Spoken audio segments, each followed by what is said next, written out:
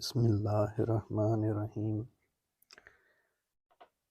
ناظرین، جیسا کہ پہلے بھی بیان کیا ہے کہ کتاب پڑھنے کا رجحان ختم ہو چکا ہے،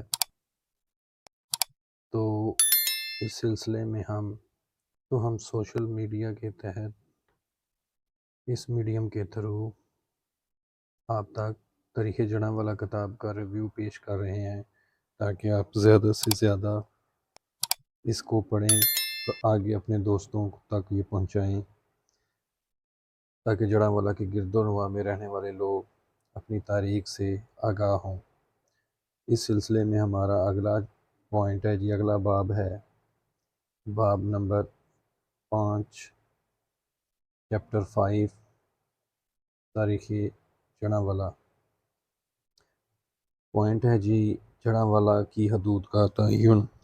ضلع اور صوبہ و ریاست سطح کی جغرافیائی حد بندیاں سیاسی مصلحتوں یا انتظامی تقاضوں کے پیش نظر عمل میں آتی ہیں یا لائی جاتی ہیں، جیسا کہ ماضی میں جڑاں کا زیادہ تر علاقہ 1848 تک انتظامی طور پر جنگ کا حصہ رہا ہے اور خود جنگ ملتان کمیشنری کے زیر کنٹرول تھا۔ 1949 میں انگریزوں کے قبضہ کے بعد 1890 میں جنگ کے نئے سرے سے حد بندی ہوئی اور جنگ کی مرکزیت کو ختم کر دیا گیا۔ لیا کو جنگ سے کاٹ کر مظفر گڑھ میں شامل کیا گیا، حیدرآباد کو میاں والی اور پنڈی بھٹیاں کو گوجرانوالہ میں شامل کیا گیا۔ اسی طرح جڑاں کا معروف علاقہ لنڈیاں والا 2 ستمبر 1913 تک ضلع تحصیل گوگیرا میں شامل تھا، جبکہ گوگیرا ضلع منٹگمری موجودہ ساہیوال کی تحصیل تھی۔ بعد ازاں 1897 میں لائل پور، 1997 اور 1907 میں جڑاں کے نام سے 2 بڑے شہروں کی بنیاد رکھی گئی۔ اکتوبر 1913 میں جڑاں کو جب تحصیل کا درجہ ملا تو قصبہ سید والا سمیت ضلع شیخوپورہ اور ضلع منٹگمری کے 137 چکوک تحصیل جڑاں میں شامل تھے۔ بعد ازاں 1 اپریل 1922 میں ننکانہ صاحب کو تحصیل کا درجہ ملنے پر سید والا سمیت 137 چکوک تحصیل جڑاں سے خارج کر دیے گئے اور 1994 میں تاندے والا کو تحصیل ہیڈ کوارٹر کا درجہ ملنے پر جڑاں سے مزید 5 چکوک 426، 425 اور 429، 30، 31 جڑاں سے الگ کر دیے گئے اور یوں جڑاں کی جغرافیائی سرحدوں کو مزید مختصر کر دیا گیا۔ اس سے ظاہر ہوتا ہے کہ انتظامی طور پر جغرافیائی حدود میں کمی بیشی یا تبدیلی واقع ہوتی رہتی ہے اور مختلف حد بندیوں کو مختلف ناموں سے منسوب و موسوم کر دیا جاتا ہے، مگر اس عمل سے اس علاقہ کی تاریخی حیثیت یا اس کی شناخت کو تبدیل یا ختم نہیں کیا جا سکتا۔ دوسری اہم بات یہ ہے کہ تاریخ جغرافیائی پس منظر میں نہیں بلکہ تہذیبی پس منظر ہی میں دیکھی جاتی ہے، اور تہذیب و تمدن کسی متعین حدود کے اندر مقید نہیں ہو سکتے۔ چنانچہ یہاں اس بحث کا مقصود بھی یہی ہے کہ جڑاں کی تاریخ کا مطالعہ وقتی جغرافیائی حدود کے اندر رہ کر نہیں بلکہ مجموعی علاقائی تہذیبی تناظر میں کیا جانا چاہیے۔ جڑاں سے قدیمی راستوں کا گزر۔ کافی عرصہ پہلے جب مشینی ذرائع آمد و رفت ایجاد نہیں ہوئے تھے، موٹروں اور پکی سڑکوں کا کوئی وجود تک نہیں تھا، البتہ قافلوں کے گزرنے کے لیے راستوں کو تعین کر کے زمین کو ہموار اور صاف رکھا جاتا تھا۔ جڑاں میں اس قدیم راستوں کے آثار اور دستاویزی حوالات بھی موجود ہیں، بلکہ جڑاں کا مقام قافلوں کی گزرگاہ کا جنکشن رہا ہے۔ لاہور روڈ پر مانگٹا والا کے قریب نانک شاہی اینٹوں سے تعمیر شدہ ایک شکستہ پلی کے آثار واضح طور پر موجود ہیں، جو قدیم راستہ کی جغرافیائی ثبوت کا ایک اہم نشان ہے۔ دوسری نشانی جڑاں سے شاہکوٹ جاتے ہوئے گاؤں کڑیال کے نزدیک کھیتوں کے بیچوں بیچ کسی پرانی سڑک کے آثار دکھائی دیتے ہیں۔ یہاں کے لوگ اسے بیس لائن کی باقیات کہتے ہیں۔ بیس لائن کا مطلب مرکزی شاہراہ ہے، لیکن یہاں کے بزرگوں نے اسے 20 لائنوں کا راستہ قرار دیا ہے۔ ان کے بقول یہ 20 کرم یعنی 110 فٹ چوڑی سڑک ہے، جس پر بیک وقت 20 گھوڑے دوڑائے جا سکتے تھے۔ قدیم زمانہ میں چونکہ سیکورٹی کے نظر قدیم زمانہ میں چونکہ سیکیورٹی کے نقطہ نظر سے قافلوں اور کارواں کی صورت میں ہی سفر کیا جاتا تھا، اس لیے راستوں کو زیادہ سے زیادہ کھلا رکھا جاتا تھا تاکہ قافلوں کو آنے جانے میں کسی قسم کی دشواری نہ ہو۔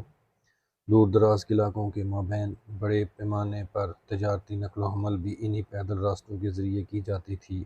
مال تجارت ایک وقت میں 50 اونٹوں کے ذریعے قطار در قطار لایا اور لے جایا جاتا تھا۔ تجارتی مال اسباب کی حفاظت کے لیے معقول تعداد میں سپاہ بھی ہمراہ ہوتی، البتہ سرکاری درجہ کے حامل ایسی شاہراہوں کے مخصوص فاصلوں پر چوکیاں قائم ہوتیں جن میں مسلح سرکاری اہلکار موجود ہوتے جو قافلوں کو سیکیورٹی فراہم کرتے اور پیغام رسانی کے نظام میں بھی معاونت کرتے تھے۔ موجودہ سید والا تا جمرہ روڈ ایسی ہی تاریخی شاہراہ ہے جو ماضی میں جرنیلی سڑک کے نام سے جانی جاتی تھی۔ اسی شاہراہ پر لاہور اس سے پیچھے کے علاقوں سے آنے والے قافلے جڑانوالہ سے اپنے راستے چنی وٹ یا جھگڑ اور اس سے بھی آگے جانے کے لیے تبدیل کرتے تھے۔ چنی وٹ چنیوڑ کا قدیم نام تھا جو چناب کے تیز بہاؤ سے نسبت رکھتا تھا، جبکہ جھنگڑ جھنگ کا قدیم نام تھا جو درختوں کے جھنڈ سے ماخذ ہے۔ چنانچہ جڑانوالہ کے علاقہ سے گزرنے والی یہی وہ تاریخی شاہراہ ہے جسے شیر شاہ سوری نے دفاعی لائن کے طور پر تعمیر و توسیع سے ہمکنار کیا۔ برصغیر میں دیگر اہم شاہراہوں کی تعمیر و مرمت کے ساتھ ساتھ اس سڑک کو بھی توسیع دی، ہموار بنایا، کناروں پر درخت لگوائے اور مناسب مقامات پر کنویں، پلیاں، سرائے، ڈاک چوکیاں اور گھوڑ چوکیاں بھی قائم کیں۔ اس سے ظاہر ہوتا ہے کہ یہ راستہ شیر شاہ سوری کے دور حکومت سے بھی بہت پہلے کا چلا آ رہا تھا، جسے کھلا اور بہتر کیا گیا تھا۔ دستاویزات مال میں اسی تاریخی شاہراہ کا نام اب بھی جرنیلی سڑک کے نام سے موجود ہے۔ نیکسٹ ہے پوائنٹ پرانی برجیوں کی باقیات۔ جڑانوالہ کے طول و عرض میں قدیم راستوں اور پرانی آبادیوں کے مخصوص مقامات پر کچی پکی برجیاں موجود تھیں، لیکن زمانہ کے بدلتے تقاضوں نے ماضی کی ان تاریخی برجیوں کو بھی بے فائدہ سمجھتے ہوئے مٹا ڈالا۔ یہ برجیاں کسی آبادی یا مخصوص فاصلے پر ڈاک چوکی، گھوڑا چوکی یا فوجی چھاؤنی کی علامت بھی ہوتیں، جس سے مسافروں کو رہنمائی ملتی تھی۔ رات کے وقت بعض برجیوں کے اوپر کچھ وقت کے لیے بڑے دیے یا آگ کے الاؤ بھی روشن رکھے جاتے۔ یہ ہے جڑانوالہ میں کھوڑلے والا چوک کے درمیان قائم قدیم برجی شیر شاہ سوری کے تعمیری و فلاحی منصوبوں کا ایک مستحکم نشان۔ یہ اس کی پکچر ہے۔ کھوڑلے والا میں چوراہے کے درمیان اب بھی پختہ برجی موجود ہے جو گزشتہ زمانے کی ایک نشانی کے طور پر قائم رہ گئی ہے۔ ایک بڑی برجی چک نمبر 61 گاہ بے ماراوالا میں بھی قائم تھی جو تقریباً 60 فٹ بلند تھی۔ گاؤں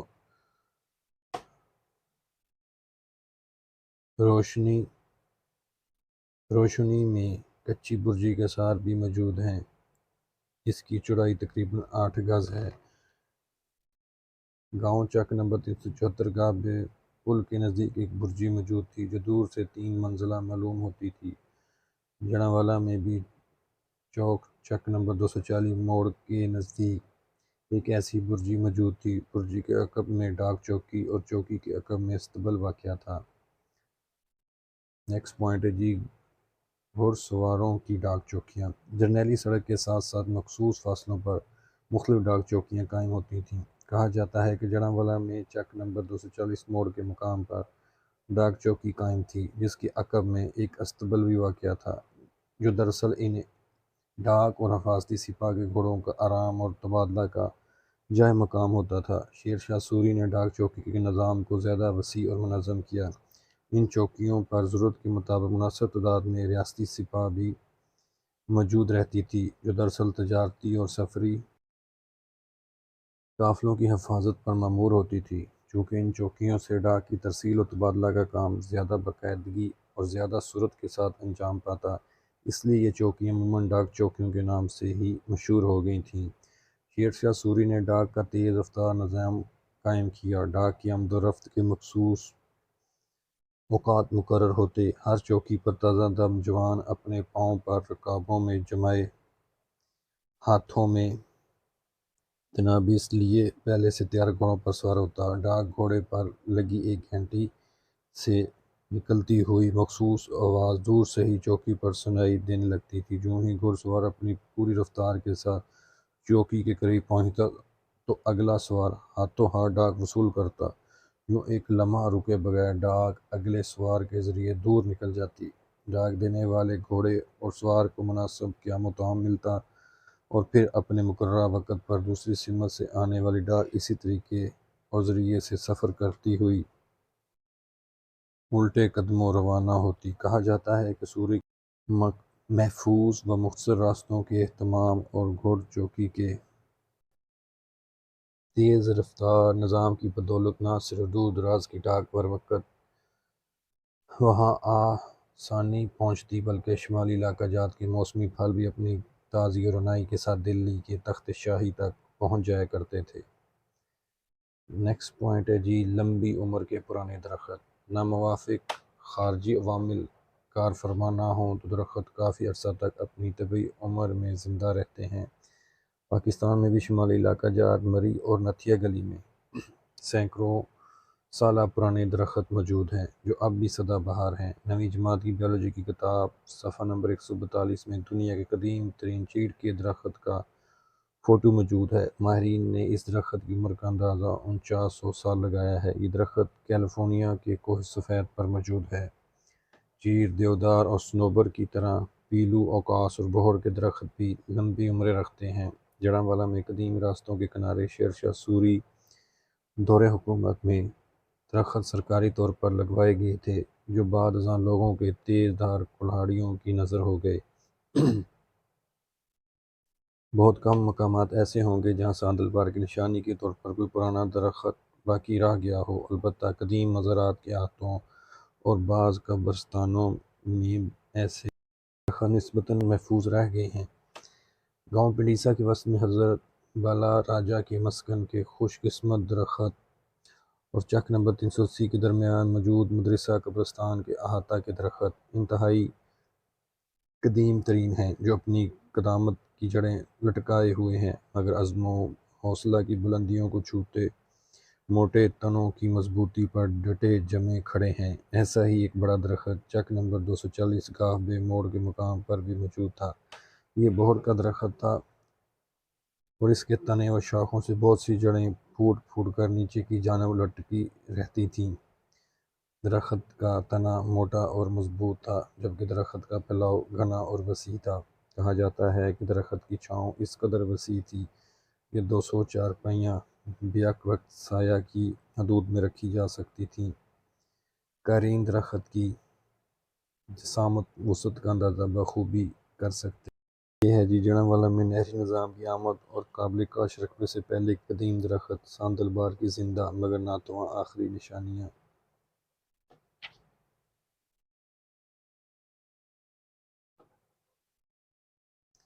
نیکسٹ پوائنٹ جی، تاریخی کنوؤں کے نشان۔ تحصیل جڑانوالہ کے مختلف علاقوں میں کئی تاریخی کنوؤں کے آثار موجود ہیں جن میں جڑانوالہ، ماراںوالا، کھوڑلیاں کے علاقے شامل ہیں۔ یہ درست ہے کہ 100-150 سال قبل کنویں کھود کر ہی پانی کی ضروریات کی تکمیل کی جاتی تھی اور ایسے کنویں جا بجا موجود ہیں۔ اس طرح کسی کنویں کو قدیم تاریخی کنواں کیوں قرار دیا جا سکتا ہے؟ اس کا جواب یہ ہے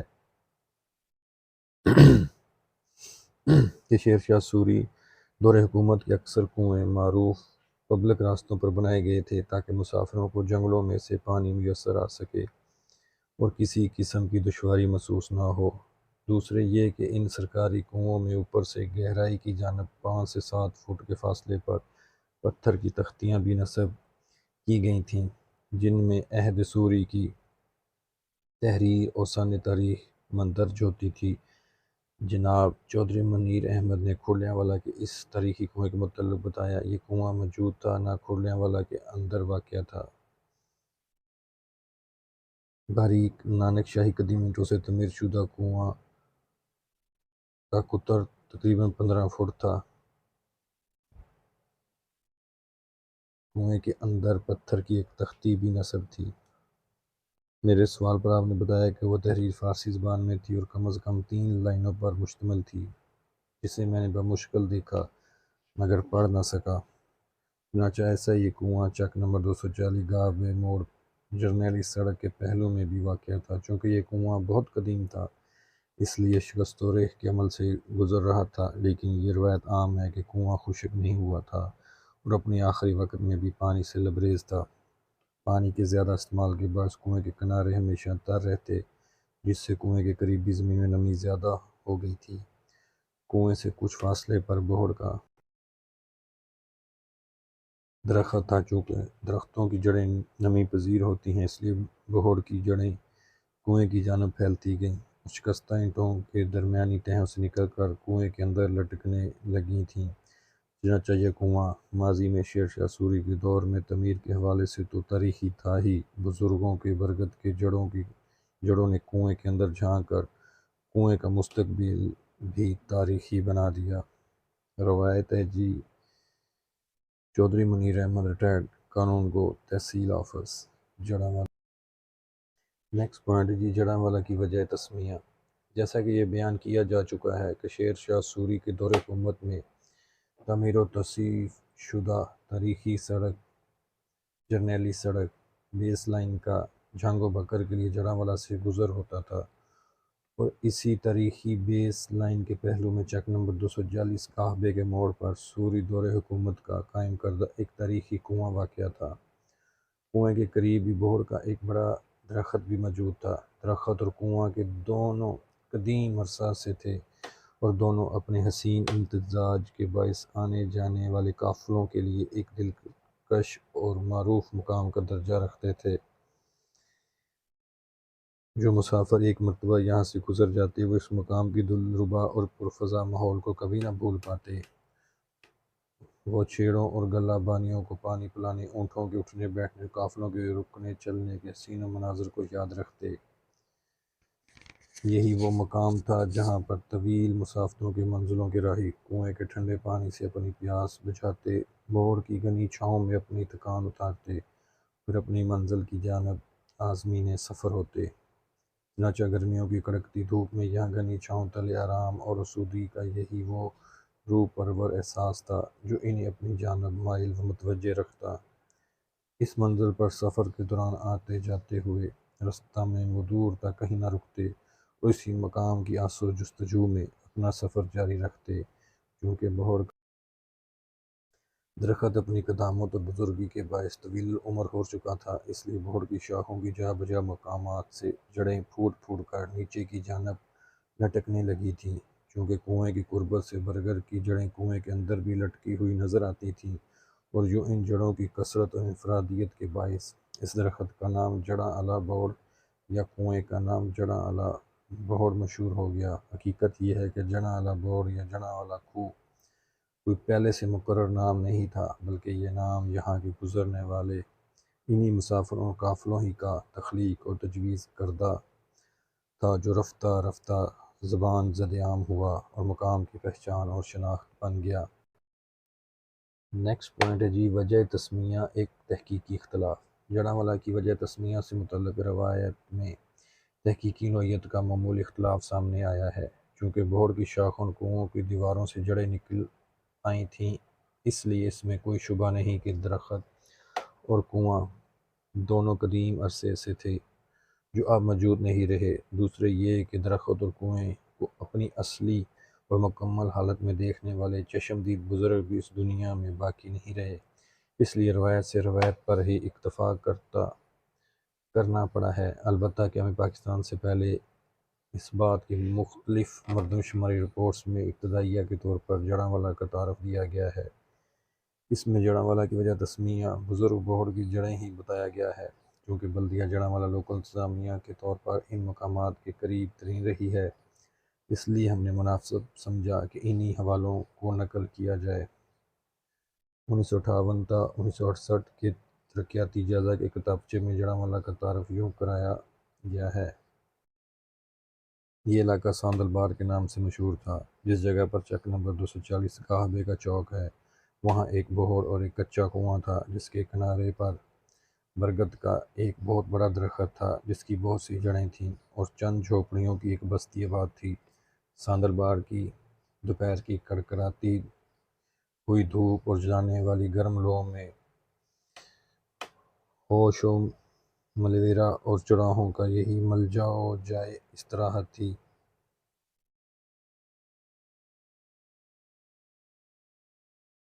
وہ ہوش و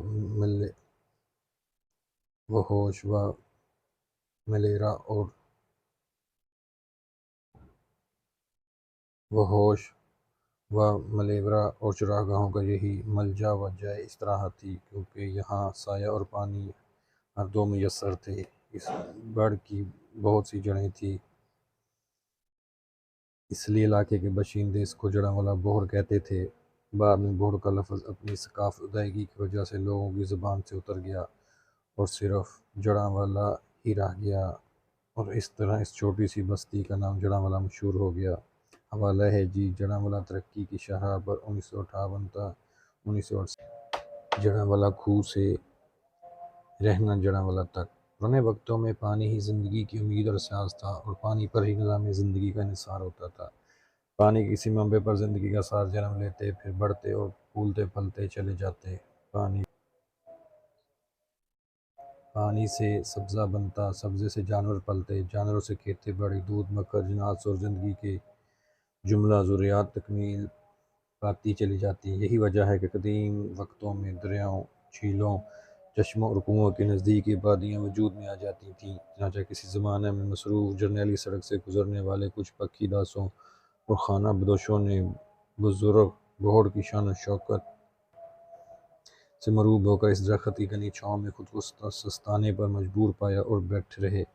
انہوں نے جب کھوہ کا ٹھنڈا پانی پیا تو یہیں کے ہو رہے کچھ دن یہاں مزید خیمہ زن ہونے کا فیصلہ کیا، اور جھگیوں کی رسیوں سے بندھی کلیاں زمین میں گاڑ دیں۔ ان جھگیوں کو کچھ عرصہ یوں ہی گزرا، اور پھر جھگیوں کے لٹکے پردوں کے نیچے کلیوں کے درمیان کچھ مٹی کی چھوٹی دیواروں کی تعمیر کا اضافہ بھی ہونے لگا۔ اس موقع پر ماہرین سماجیات بھی یہی کہتے ہیں کہ لوگوں کا زمین کی مٹی سے اس زمین پر دیواریں کھڑی کرنا، اس پناہ گاہ میں خود کو محفوظ تصور کرنا، دراصل اس زمین سے اپنا رشتہ جوڑنے کی ایک شعوری کوشش ہوتا ہے۔ چنانچہ اس شعوری کوشش میں جھگیوں سے گھروندوں میں تبدیل ہونے والی آبادی ایک بستی کی تعریف پر پورا اترنے لگتی ہے۔ پھر انہی بستیوں سے سالوں نہیں صدیوں بعد شہروں کی شناخت، اس کا وجود تکمیل پاتا ہے۔ یہی وہ ابتدائی بستی تھی جو رہنا جڑاں والا کے نام سے مشہور ہونے لگی۔ رہنا پنجابی زبان کا لفظ ہے جس کا مطلب آبادی یا بستی کے ہیں۔ کاغذات مال میں بھی پورا نام رہنا جڑاں والا کے الفاظ مذکور ہیں۔ رہنا جڑاں والا کی پرانی آبادی قدیم جرنیلی سڑک کے پہلو بہ پہلو چلتی ہوئی موجودہ ریلوے اسٹیشن کے سامنے تک پھیل گئی تھی، جبکہ سید والا روڈ کے سیدھ میں درمیانی علاقہ جرنیلی سڑک کا تھا، جو اب اسلام پورہ کے نجائز تجاوزات کی زد میں آ چکا ہے۔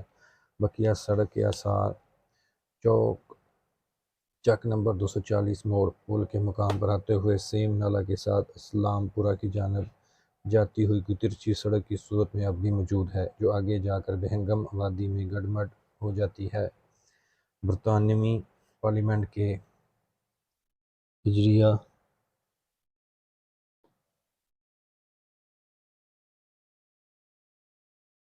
1073 انہار ایکٹ برائے شمالی ہند کے تحت نہر گوگیرا برانچ کے ساتھ چک بندی کے دوران اس قدیم آبادی کو بھی نزدیکی چک نمبروں میں شامل کر لیا گیا۔ کیونکہ ان دنوں یہاں کسی ٹاؤن کے قیام کا منصوبہ زیر غور نہیں تھا، اس لیے رہنا جڑاں والا کو بھی کوٹ کبیر چک نمبر 353 گاہ بے اور چک نمبر 239 گاہ بے کی چک بندی میں دھکیل دیا گیا۔ نیکسٹ پوائنٹ ہے جی نئے قصبے کی ٹاؤن پلاننگ۔ انگریز سرکار نے نہری نظام کے ساتھ ہی زمین کی آبادکاری کے لیے چک بندی کا منصوبہ شروع کیا،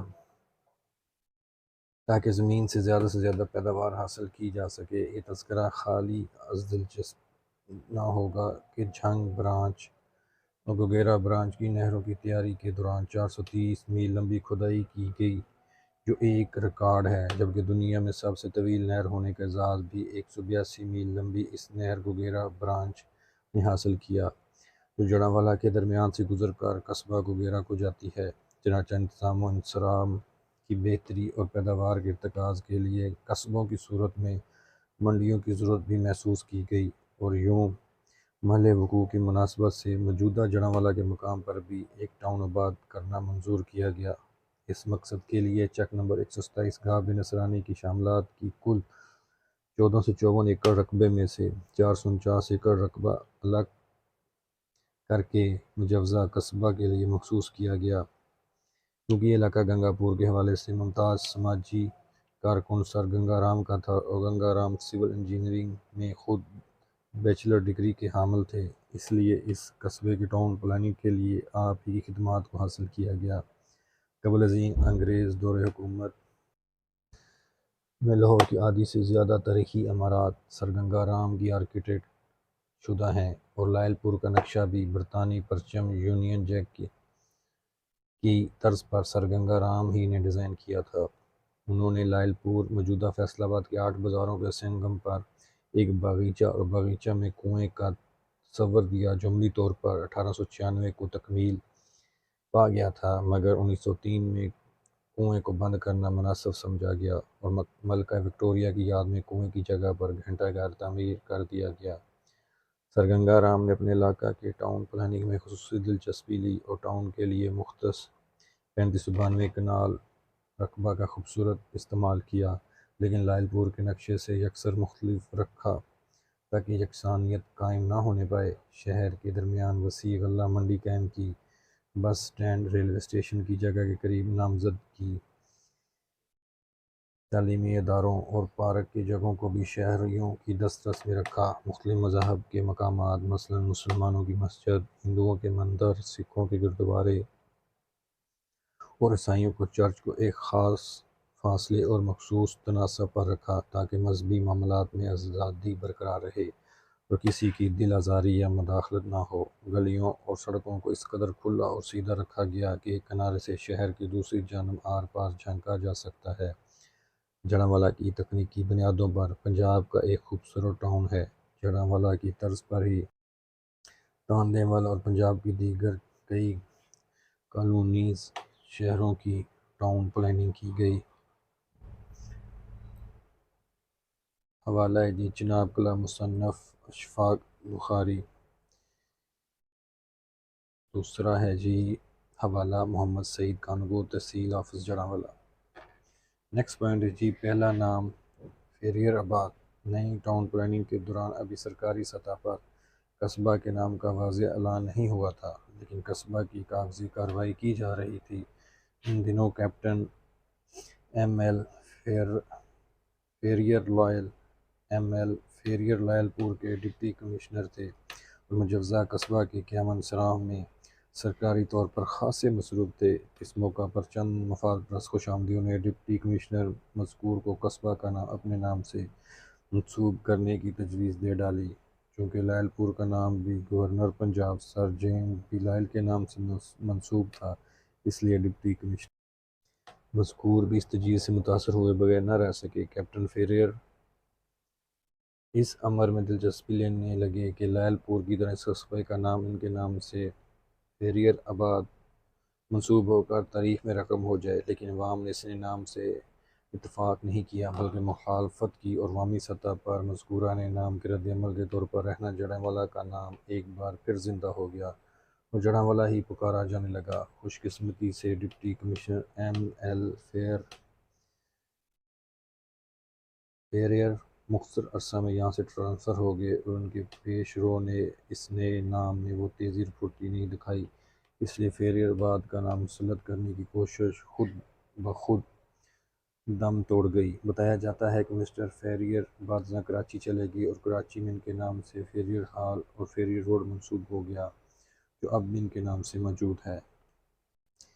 نیکسٹ پوائنٹ ہے جی تبدیلی نام کی دیگر کوششیں۔ جڑانوالہ کے نام کی تبدیلی کی پہلی کوشش نیو ٹاؤن پلاننگ کے دوران فیریر آباد کے نام سے ہوئی جو ناکام ہوئی۔ دوسری مرتبہ قیام پاکستان کے بعد جب یہ تاثر عام تھا کہ پرانے ہندوانہ نام تبدیل کر کے اسلامی نام رکھے جائیں، اس موقع پر پاکستان بھر میں مختلف گاؤں قصبوں کے نام بڑی تعداد میں تبدیل کیے گئے۔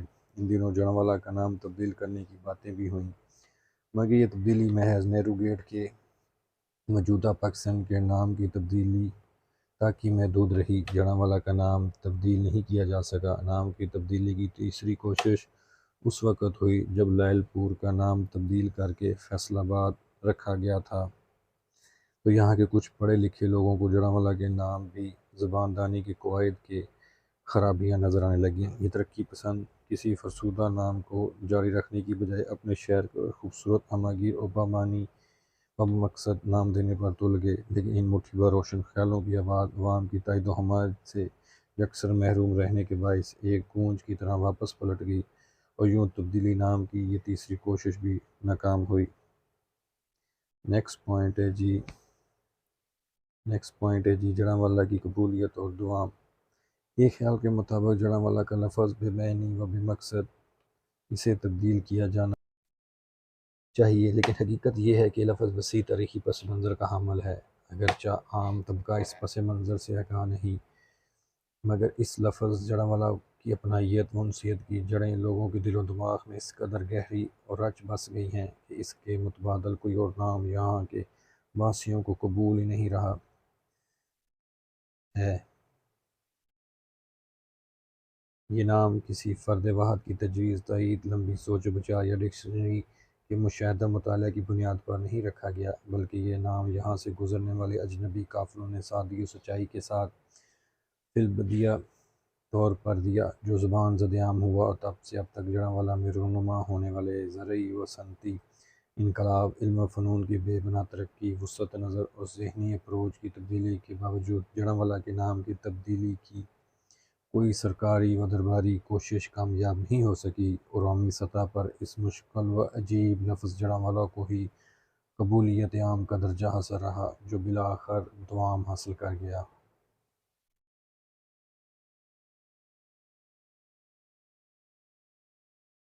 نیکسٹ پوائنٹ ہے جی تاریخ جڑانوالہ کا تعین۔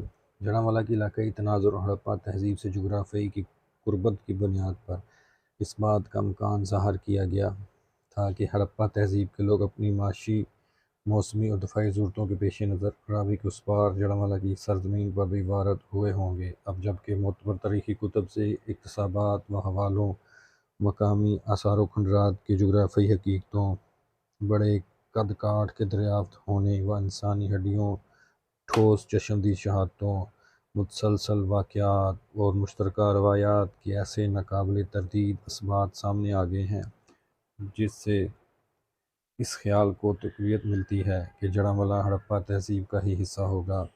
سائنس میں تحقیق کا بنیادی اصول یہ ہے کہ پہلے بغور مشاہدہ کیا جاتا ہے، اس مشاہدے کی بنیاد پر بکھرے ہوئے حقائق کی ترتیب و تنظیم سے ایک مفروضہ اخذ کیا جاتا ہے، پھر اس مفروضہ کو مختلف زاویوں سے پرکھ کی جاتی ہے۔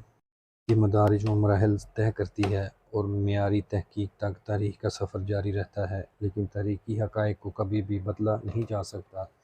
چنانچہ تحقیق کے اس اصول کو مدنظر رکھتے ہوئے پہلے جغرافیائی حقیقتوں کا مشاہدہ کیا گیا، پھر انہیں علاقائی شہادتوں سے پرکھا، تاریخ کی دستیاب منتخب کتب سے قوموں کے واقعات اور تسلسل کو معلوم کیا، اور بزرگوں کی روایات میں مجموعی اشتراک کو تلاش کر کے ایک مفروضہ اخذ کیا، پھر اسی مفروضے کو بنیاد بنا کر اہل علم سے ابتدائی بحث و تمہیز کے بعد ایک نظریہ قائم کیا ہے۔ اب اس نظریے کو قبول یا مسترد کرنے کی اتھارٹی ان اہل علم دانش کے پاس ہے جو تاریخ پر گہری نظر رکھتے ہیں۔ میں نہ تو تاریخ دان ہوں، نہ ہی ماہر آثار قدیمہ، اس لیے کوئی بڑا دعویٰ نہیں کرنا چاہتا، لیکن اپنے فیلڈ ورک کی بنیاد پر یہ اظہار کیے بغیر بھی نہیں رہ سکتا کہ اگر میری معروضات تحقیق کے کسی ادنیٰ معیار کے درجے پر بھی پرکھی جا سکتی ہوں، تو پھر مجھے اپنے اس خیال کو خود آپ تائید کرنے میں کوئی امر مانع نظر نہیں آتا کہ سرزمین جڑانوالہ بھی ہڑپہ تہذیب یا اس جیسی کسی اور قدیم تہذیب کا حصہ ہوں گی۔ تاہم اتنا ضرور کہوں گا کہ اس حوالے سے اب تک جو انکشافات ہوئے ہیں وہ خود سے نمودار ہو گئے ہیں۔ انہیں باقاعدہ دریافت نہیں کیا گیا۔ ضرورت اس امر کی ہے کہ ان آثار و علامات کو آثار قدیمہ کی سوچ اور طرز پر تحقیق و تلاش کے ذریعے دریافت ان کنفرم کیا جائے۔ تو ناظرین، یہ ہمارا 5واں باب یہاں پہ ختم ہو چکا ہے۔ تو انشاءاللہ کچھ دنوں کے بعد اس کتاب کا اگلا باب اپلوڈ کر دیا جائے گا۔ اس کو زیادہ سے زیادہ شیئر کریں۔ اللہ حافظ۔